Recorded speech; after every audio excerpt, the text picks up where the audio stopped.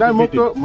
মোকতো বাৰে বাৰে অফাৰ কৰিছে আপুনি দল এৰি যাব নালাগে আপুনি হাওৰাঘাটৰ MLA আছিলে আৰু হাওৰাঘাটত খেলক নহ'লে বেলেগ কোনটো সমষ্টিত আপুনি খেলে বাচিল কিন্তু মই এইটো ক'বলৈ যোৱা নাই সেয়ে মই দলৰ মজিয়াটো মানে SP মৰ্চা অসম প্ৰদেশৰ সভাপতি আছিলোঁ উত্তৰ পূৰ্বাঞ্চলৰ গোটেই SP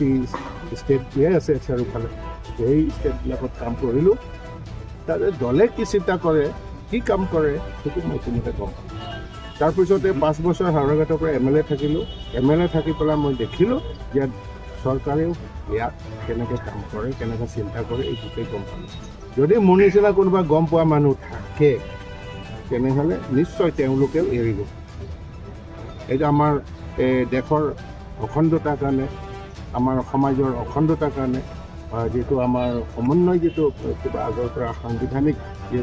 কিবা ব্যৱস্থাৰে আমি সমন্বয় এটা আমাৰ জাতি ধৰ্ম বৰ্ণৰ মাজত আছোঁ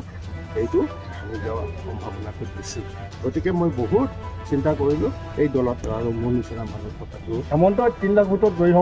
হ'ব বুলি কৈছে কোনটো বিজেপি কেণ্ডিডেট আমাৰ কথাই কৈছে তেনেহ'লে সেইটো কংগ্ৰেছৰে আছিলে না নিজে কৈ থাকিব একদম কংগ্ৰেছত আহি চব খৰচ কৰিব নিজে থাকিব মোক লৈ আহক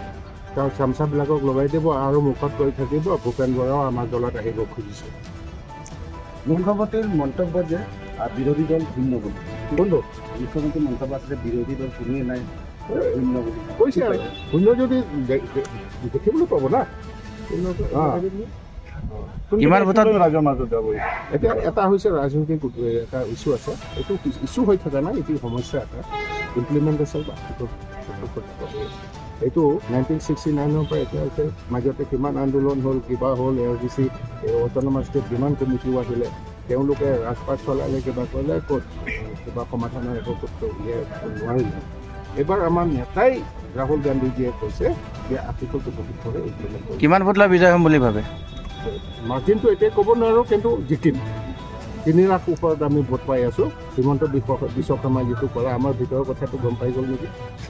আমাৰ কথাই কৰে দেই আপোনাৰ লগত কালি মানুহ নাই বুলি কৈছিলে আজি কোনটো আপোনাৰ লগত কোনো মানুহ নাই বুলি কৈছিলে এইবিলাক মানুহ যদি তেওঁলোকে মানুহ বুলি গণ্য কৰা নাই তেনেহ'লে নাই